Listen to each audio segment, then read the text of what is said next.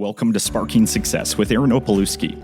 Aaron brings you conversations that spark innovation, cultivate leadership skills, and pave the way for your business success.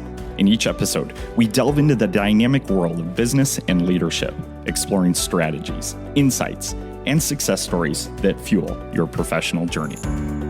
Hi, everyone. Welcome to Sparking Success. My name is Aaron Opalewski, and today we're going to talk about setting up a recruiting strategy for your business. This could be inside of an agency or really at any business. It's really you pertaining it to what you're doing and how you're trying to attract talent. So there's 6 different, I'll call them levers, that we're going to talk about today that are key components to setting this up. And it's not about doing one of these well. It's about doing them all consistently and trying to improve each of them. Now, you may be better at 1 or 2 of them, and that's okay. But these work in combination and they compound when they're used together. So let's get into it. Number 1, we're going to focus on outbound recruiting.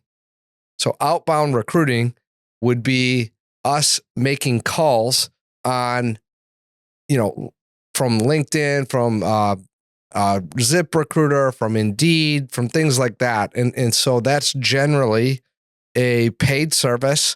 And recruiting companies is one of the number one, expenses that we have is our job board spend. So and specifically the side of it where we can look, at resumes and then make calls, send emails, make outgoing contacts, to people on those sites. And, for companies that have a talent acquisition team, they might also do that internally. So what do you do on this if you're a company and you don't have an internal talent acquisition team? Well, this may be the area that you decide to work with an outsourced recruiter, a recruiting agency, such as, Spark companies, right? Or anybody. The point would be that you're seeing proactive and you're seeing passive candidates that we might not know about through other channels. So again, that's outgoing recruiting. I'm going to go quick on these today. I could talk to you about these for hours, but this is going to be a quick version. So another one of these is inbound recruiting. And so on inbound recruiting, I want you to think more about the management of candidates that you're talking to. So whether that be in what we would call an ATS, an applicant tracking system, some kind of CRM that has some organization capabilities, or maybe it's even Google Sheets or Excel, for some companies. But how are you tracking people that interview and people that apply to your company? A lot of companies won't do this at all. And so the problem here is that you can't track any data, you don't have any patterns, and you don't have a list to potentially call back if it was deemed that maybe someone was a good fit, but something about it, the timing was off. Maybe it was the wrong time of year. Maybe they had just, made a move and weren't ready yet. Like there's all kinds of things that can come up where someone may not be the right fit now, but that doesn't mean that they won't be the right fit at some point in the future. And these are the types of candidates that if you don't have an inbound strategy set up on really controlling how you look at the candidates that come through, these will slip through the cracks and you'll miss opportunities to build the best team possible. So there's other things too, but really think about your inbound recruiting, in this aspect of it's me trying to organize people and build pipelines, of people that I've talked to. And I think of in our pizza businesses, and we might run into candidates within our pizza businesses that are a little out of location. They have to drive too far for our current, locations. But we also know we're going to be expanding locations. And so this inbound recruiting thing is a big part of what our strategy should be, because we might not have a great opportunity now, but in a year or two, we might have a location that is 5 minutes from someone's house, and it could be a very good fit then. Well, we want to at least be able to make that call, have that reach out, and you can't do that. You're going to lose, you do all this work to get people interested, or they apply, or you find their resume, someone sends it. We're going to get into some of those in a minute. But if you just let it kind of fall out, you miss half of the value in documenting. By not documenting, you're missing half of the value of your time of talking with people about working for your organization, whether it be right then or in the future. So that's inbound. So let's go over to the other side of this. So think content, number 3. So that could be social media posts of your actual job opportunities. It could just be content that you create about your company. And this can be, yes, a short-term, way to generate applicant flow or potential candidates, or reach out to your power base who may be able to let you know or let people know about your opportunity. But really for the long term, what you're doing is you're building information, you're building a story, you're building your brand on what it's like, to work with you, what you're interested in, what you guys are focused on. And so as people are seeing that over and over again, even if it's years down the line, you could be building some rapport with them where they're gaining interest, in your business. I could go over hire after hire after hire that we've had both internally and externally, where the comment is made or how the conversation starts is through one of the social media channels. And it doesn't always happen right then and there. It can be 3, 4, 5 years down the line where that comes to fruition and the person actually joins you. But a part of them joining you is knowing you, liking you, trusting you, and you can build that through the stories you tell, the information you give, just literally kind of documenting, what you're doing. And a great way to do that is your content on social media. So content is number 3. 4th way is paid ads. And so what are paid ads? Well, think job postings. So again, Indeed, LinkedIn, ZipRecruiter. There's some other ones. There's all kinds of specialty niche type job boards, but you are going to pay for this. I want to back it up. And I think because this is a big part of where this can intersect with the inbound recruiting. It's great to do paid ads. It's great to generate candidates that way. It's not the only way I would do it because you're not going to get passive job candidates. So that's the outgoing, recruiting that we talked about. But what paid ads do is they generate a consistent flow of interest. And it's another form of content is that whether people are applying right then and there, or they're thinking about maybe their future, they're seeing your name out there. They're seeing that you're hiring. They're seeing what you're hiring for. And so these can all kind of build on that front too. But paid ads only work as good. One thing's for sure, you're going to pay for them. What's not for sure is how you're going to execute on them. And this is where I think you want to intersect what you do with paid ads, where you're going to spend that money no matter what. Well, we see this all the time. And we actually have service offerings for this. I think there's continual AI, type technology that's coming out to help with this. And I think both are good options. But the worst thing in paid ads, and specifically job postings and recruiting, is when you pay for that, candidates apply, and then they're not called or reached out to, whether they're a good fit or not. This does a couple things. One, you literally have people that are interested in your job that you're not getting to. 2, you're creating a bad candidate experience, and it's a knock on your brand when you don't get back to people. Also not good, specifically for long term. And as you keep posting, one of the things people will see, maybe their engagement go down. Well, if you treat people poorly in that process, if you don't respond to them in some fashion, you're probably going to see over time that those numbers go down for you. You also have the aware of if you're posting a consistent job, but a big part of this is just if you start not getting back to people, they're probably not going to apply again. More on that in a second. So what you can do is part of your inbound strategy. Again, you're documenting, the candidates. You're making sure that you're efficient, with how candidates are entering your system and what you're doing with them. Well, part of that can be making sure that someone, or some part of your inbound strategy is making sure you catch and communicate with all candidates that apply to your paid ads.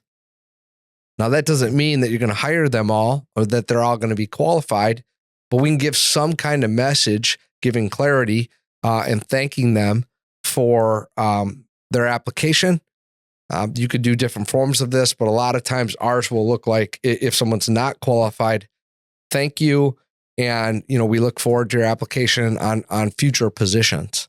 Something like that. I'm paraphrasing right now, and sometimes we might do it in a more specific manner, specifically if it's a specific position, but some kind of communication back to never responding to that person. Because you can look at it like, man, like we can't get to everyone that applies that's unqualified. And I guess that will be true for you.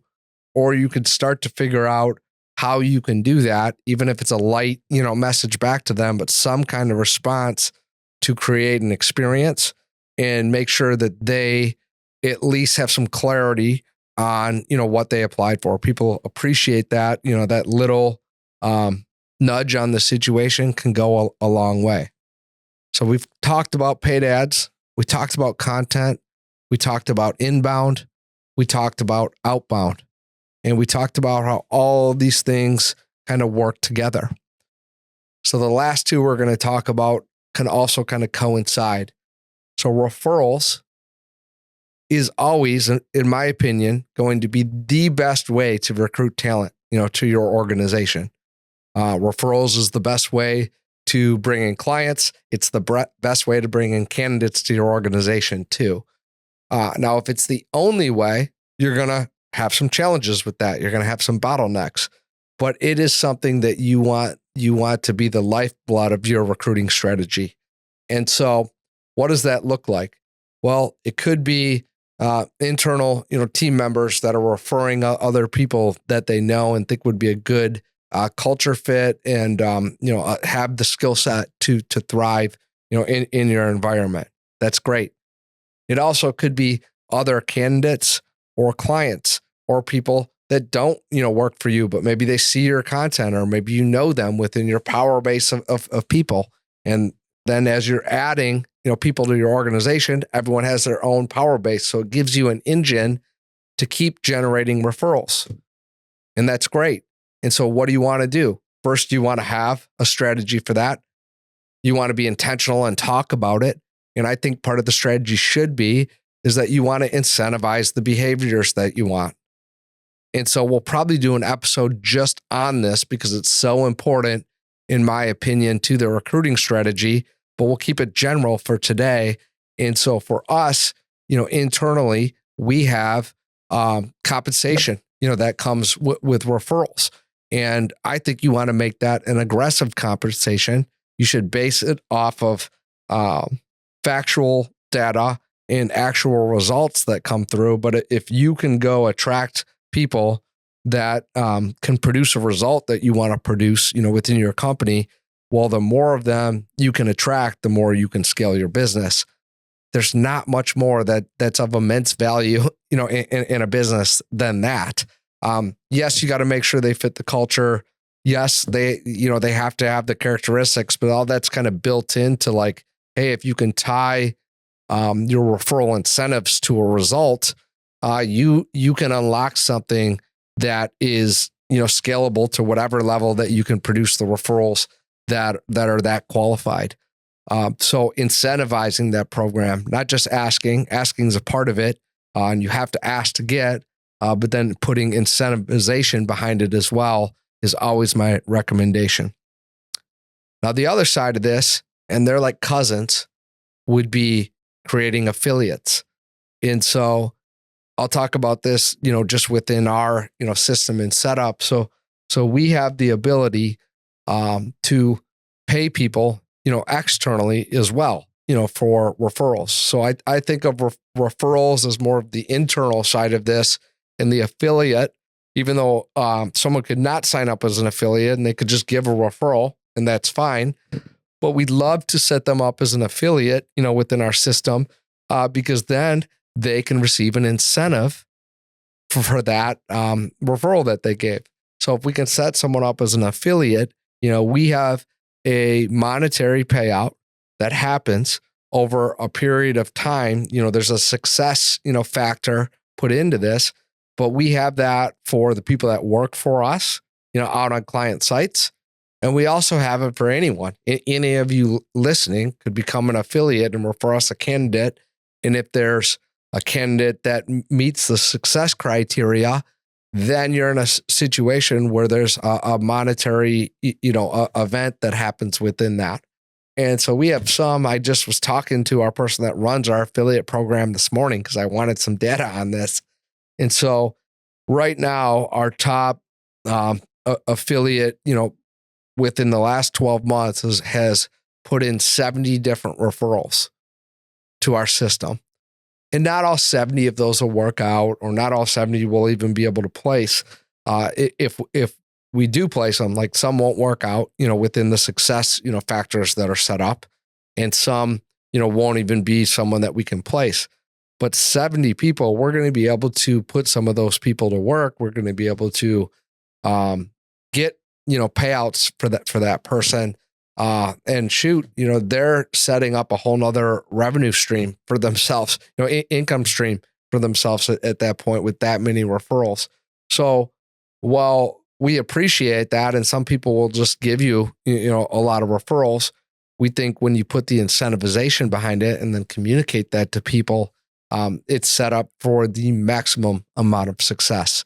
So these are the 6 areas, and it's not about doing one of them or just doing one of them well. Again, you may do 1 or 2 of these better than others, and that's okay. But you want to try and build a system and have all 6 of these levers going. So again, we'll go backwards. It's affiliates, people that you're paying, from outside the organization in some capacity to generate referrals, for you that are going to be recruited into your organization. You have referrals that come internally from your team. You have content. You have paid ads. You have outgoing recruiting, and you have inbound recruiting. So those are the 6 different levers, we like to call them. And if you can pull down all those levers or have them on your tool belt and be able to pull them at different times, or pull one down farther, at different times, you're going to be able to start to set up the capability to have your best recruiting numbers ever, your best team ever. And if you can do it consistently and tweak that over time as you learn about your own business, you will advance the talent that you're able to bring into the organization. Another episode for another day is going to be screening, of those candidates.